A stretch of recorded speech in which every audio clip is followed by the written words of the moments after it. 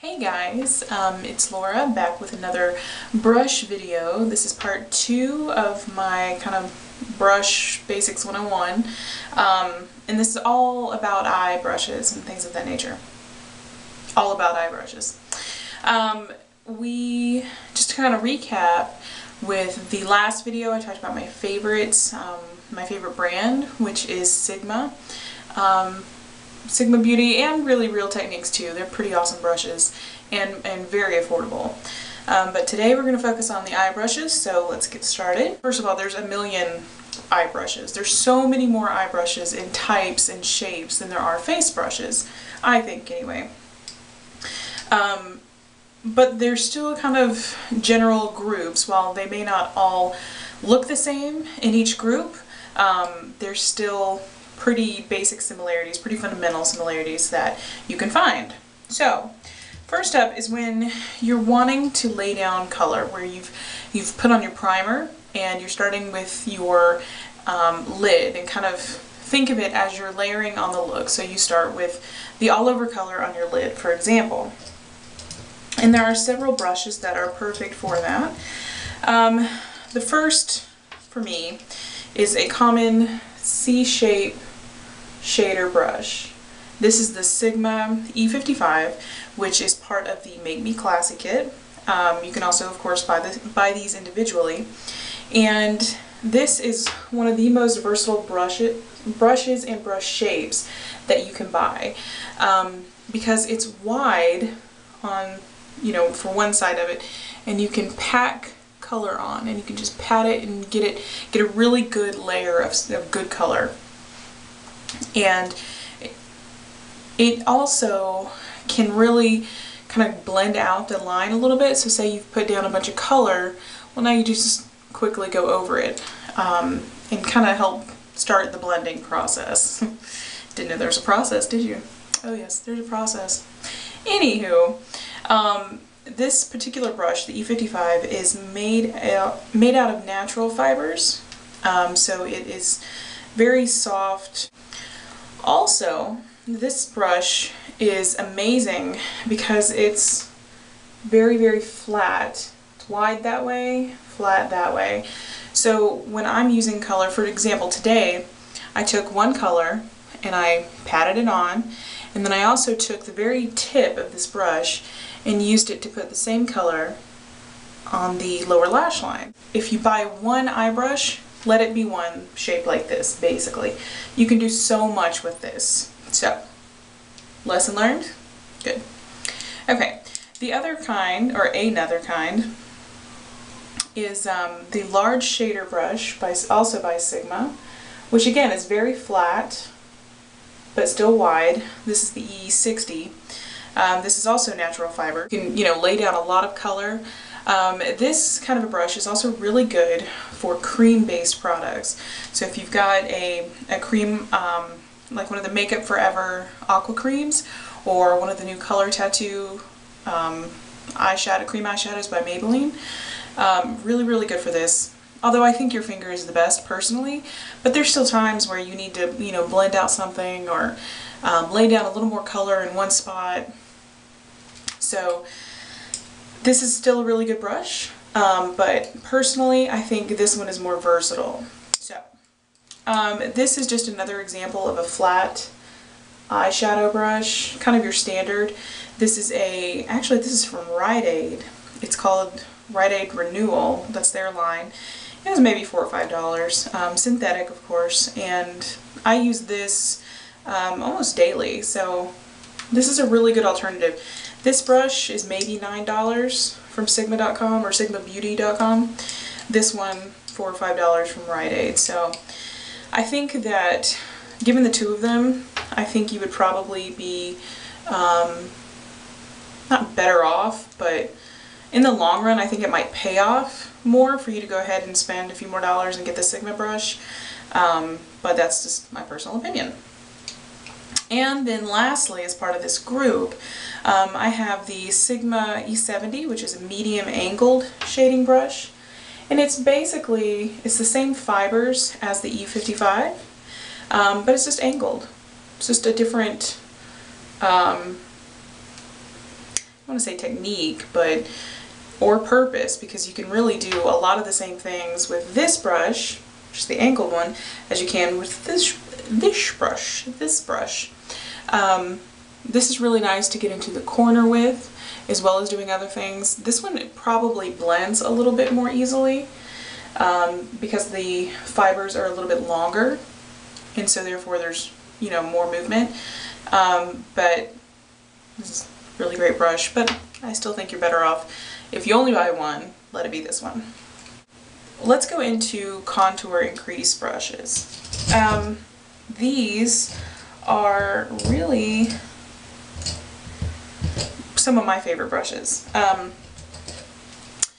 Okay, so first, this is actually an e.l.f. brush, and I love it because it's this bright purple, and it's got really inexpensive rhinestones all over it, but I mean, how fun is that, right?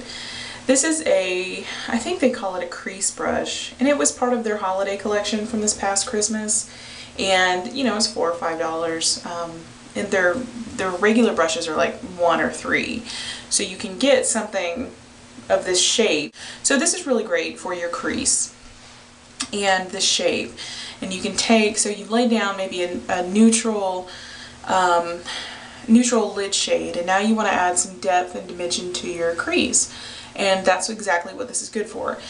These brushes are, you can find some that are more dense and that are stiffer, and that kind of, they do less blending, and it's more about a concentration of color. This one is a little bit of both. This brush, which is by Japanesque, which is a really good brand, you can find it at Ulta, or of course online. I think it's japanesque.com, I don't know, you can Google it. This is a really, really good contouring crease brush.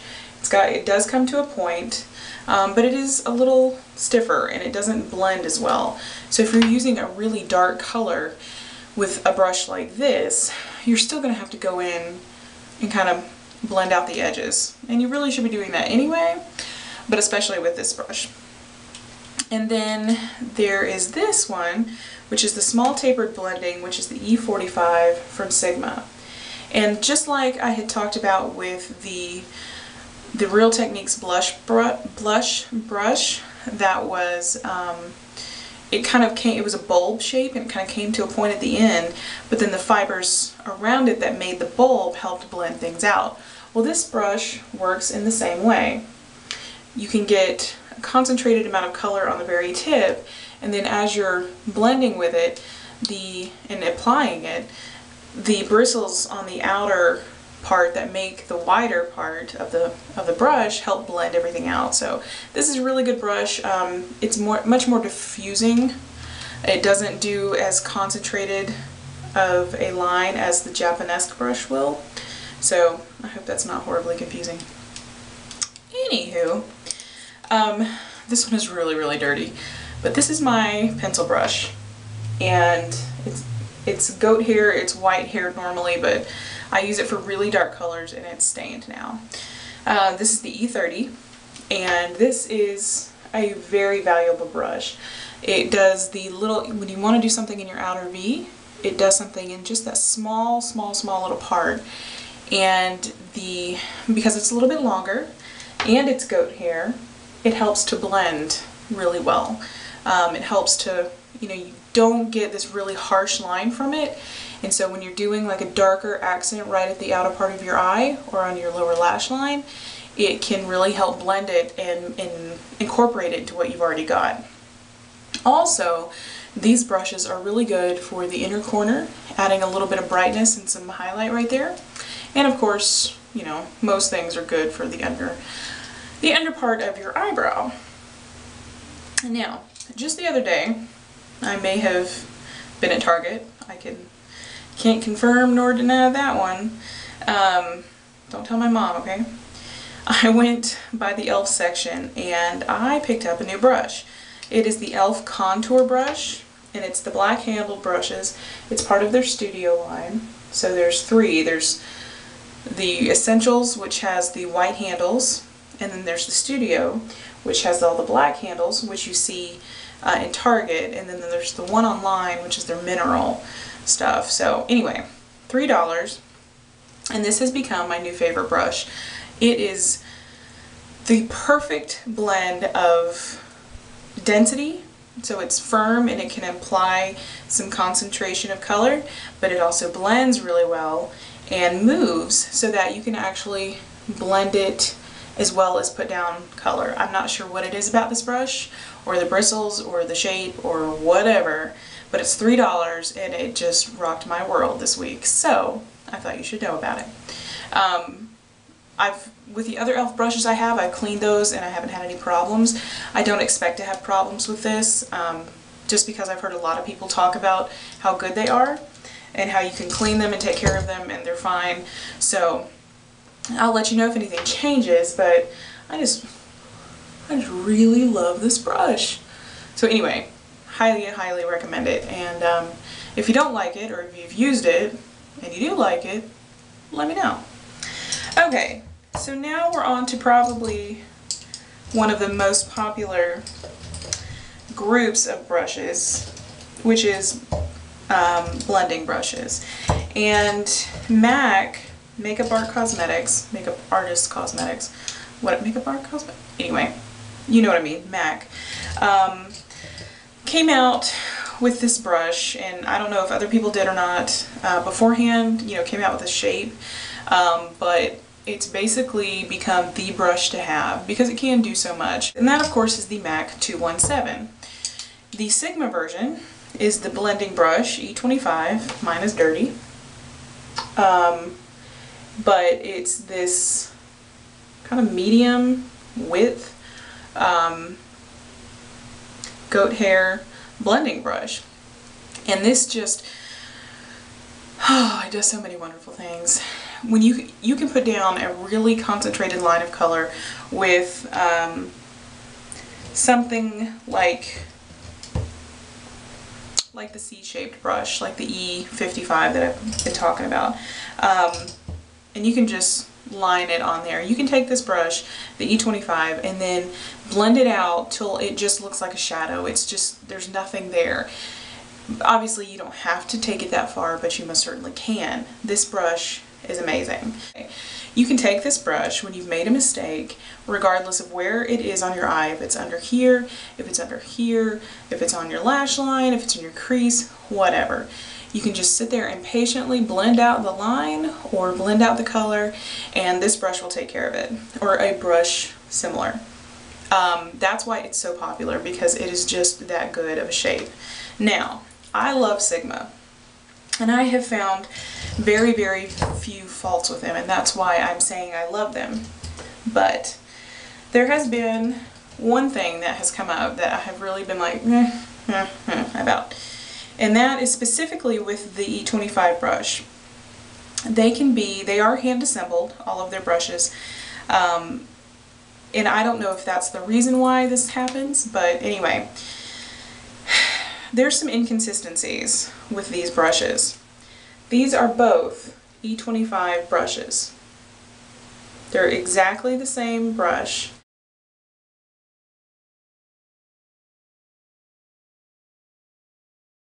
I mean, it's glaring.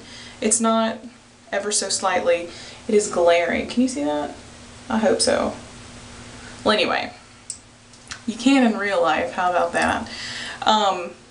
That has been the problem I've had with Sigma. Their service is great, their website is great, their shipping, the quality of them as far as the ferrules not coming off of the handle, the glue not coming out, blah blah blah blah.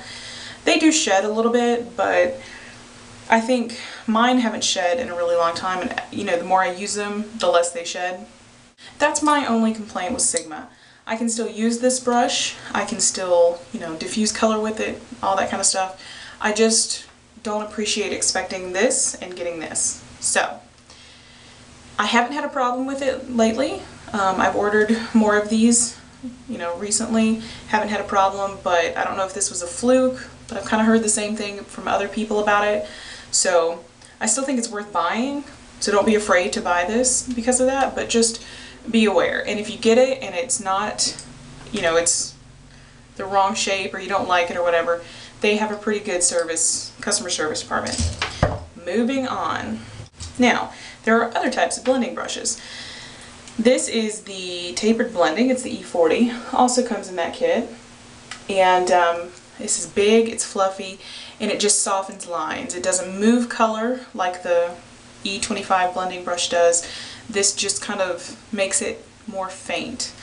This is the tapered blending, and it's just another blending brush. I mean, it doesn't have any specific amazing capabilities.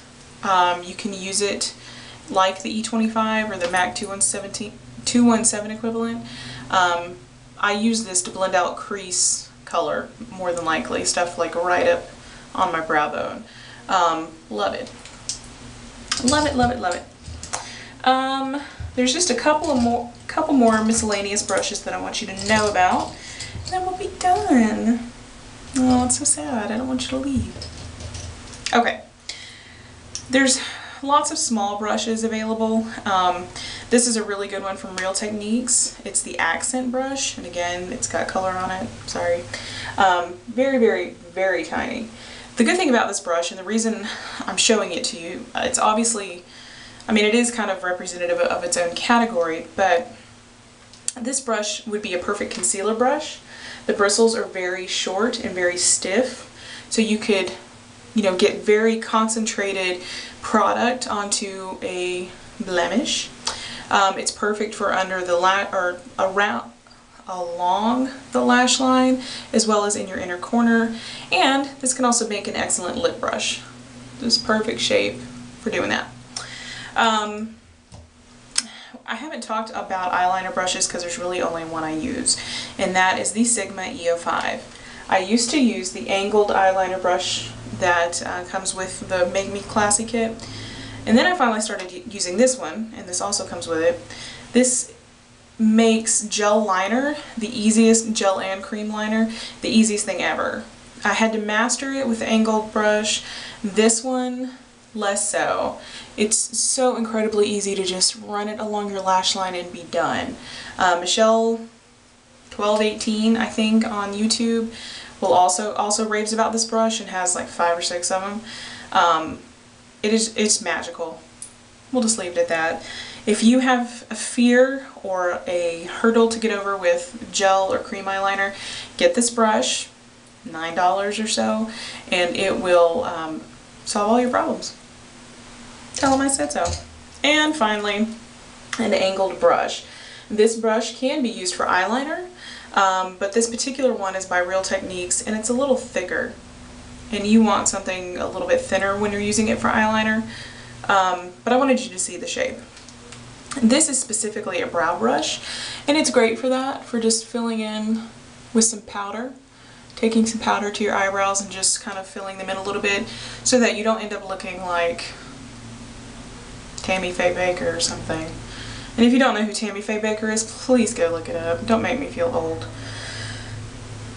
Okay, anyway, really great brush to have on hand. You can use it for shadow, and so if you're wanting to make like a shadow liner, that would be really good for it, or this would be really good for it. And again, your brows. So this concludes the entertainment portion of our video. I hope this has been helpful, I really do. If it hasn't, let me know. Let me know what other questions I can answer. If there's some brushes you'd like me to talk about and see, I do have quite a few brushes, so I probably have it already. I am going to be doing a video on how to clean brushes, and so look for that soon. So when you get some of these new brushes, you then know how to take care of them. Don't buy baby shampoo. I'll say that now, don't buy baby shampoo. It's not strong enough to break through. I have a huge bottle of baby shampoo that I'm not using. Anywho, I hope you guys are doing really well. I will talk to you soon, and thank you so much for watching.